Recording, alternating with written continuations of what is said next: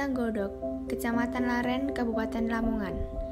Di sini adalah desa yang mata pencahariannya sebagai petani.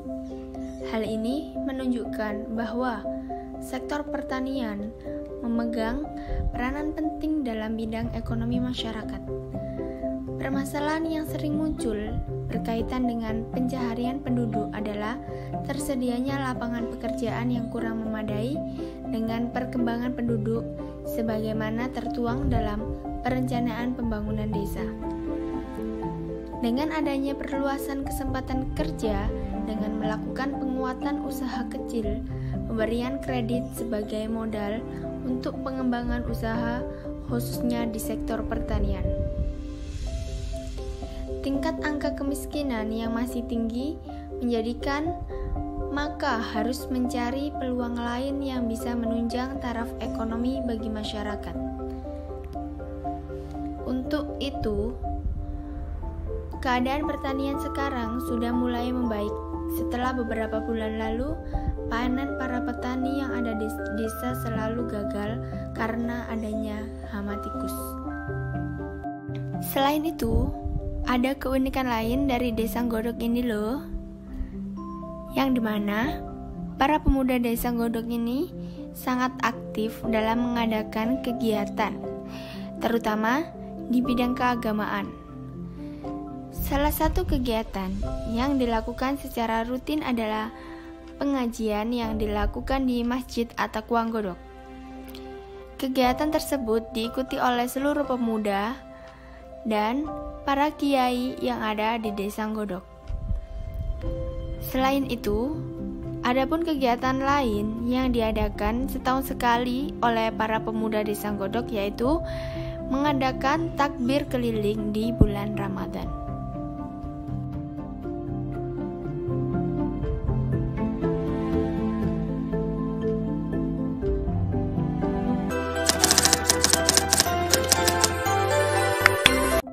Suatu wilayah tak jauh dari kota Surabaya, sekitar 5 km dari batas selatan Embung Bunder. Desa Wage adalah suatu di antara menjadi pilihan atau tujuan kepindahan warga Kecamatan Porong, Desa Renokenongo, dan sekitarnya. Wilayah terparah dari bencana semburan lumpur terbesar sepanjang sejarah Republik ini, tumbuh sebagai daerah penyangga kota Surabaya bersama desa-desa sekitar. Desa Wage kian berkembang dari waktu ke waktu. Kehidupan yang sejahtera menjadi dambaan setiap orang untuk memenuhi hasrat ekonominya. Upaya yang dapat ditempuh yaitu dengan mendirikan usaha mikro kecil dan menengah, yaitu UMKM. Di Desa Wage, Kecamatan Taman, Kabupaten Sidoarjo, UMKM merupakan salah satu jenis usaha kecil yang sangat berperan dalam peningkatan dan pertumbuhan perekonomian masyarakat sekitar. Nah, keberadaan UMKM mampu bertahan dalam situasi apapun untuk tercapainya kesejahteraan masyarakat. Desa Wage, Kecamatan Taman, Kabupaten Sidoarjo merupakan salah satu lokasi di mana masyarakatnya mayoritas bermata pencaharian sebagai pedagang. Peran usaha mikro, kecil, dan menengah biasa disebut dengan UMKM membantu meningkatkan angka pertumbuhan ekonomi dan mampu menyerap jumlah tenaga kerja serta distribusi hasil-hasil pembangunan dapat meningkatkan dan dirasakan oleh masyarakat. Pengembangan UMKM harus dilakukan dengan terencana, terstruktur, serta secara berkelanjutan. Keberadaan UMKM di Desa Wage ini adalah prioritas bagi masyarakat karena dengan adanya UMKM dapat meningkatkan perekonomian masyarakat Desa Wage.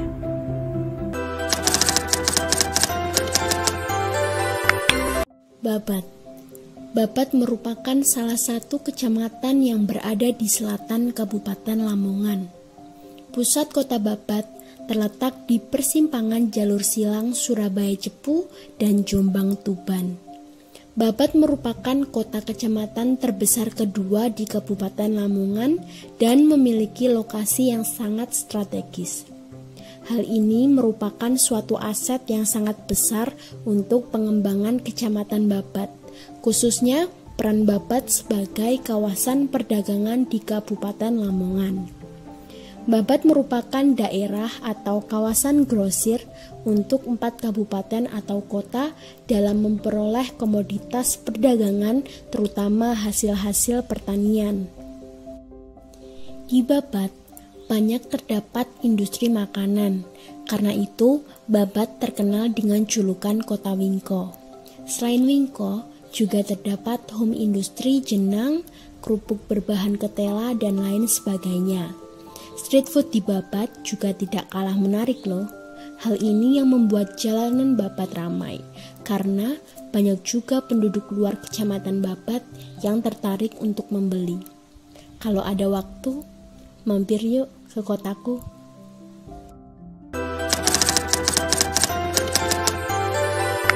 Desa Telaga Biru, tepatnya Kecamatan Tanjung Bumi, merupakan salah satu daerah yang ada di Kabupaten Bangkalan, tepatnya di Madura.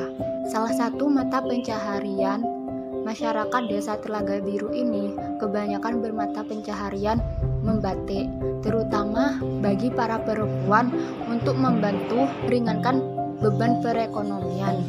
Batik Madura mempunyai ciri khas yang dimana ciri khasnya ini terdapat pada proses pewarnaan yang mempunyai warna berupa merah marun, biru, dan biru dongker. Proses pembuatan batik yaitu dimana proses penting yang ditulis di kain mori dan dijadikan pola-pola sesuai yang diinginkan. Saat selesai membuat pola tersebut, dilanjuti dengan proses pengelorotan yang berarti menghilangkan malam pada kain mori. Lanjutkan dengan proses pewarnaan sesuai dengan warna yang diinginkan. Penjualan batik tidak hanya dijual di sekitaran rumah atau di tempat-tempat yang ada di Madura, akan tetapi para pengrajin batik menjual batik juga keluar kota, sehingga hal ini penghasilan yang didapatkan lumayan untuk membantu perekonomian.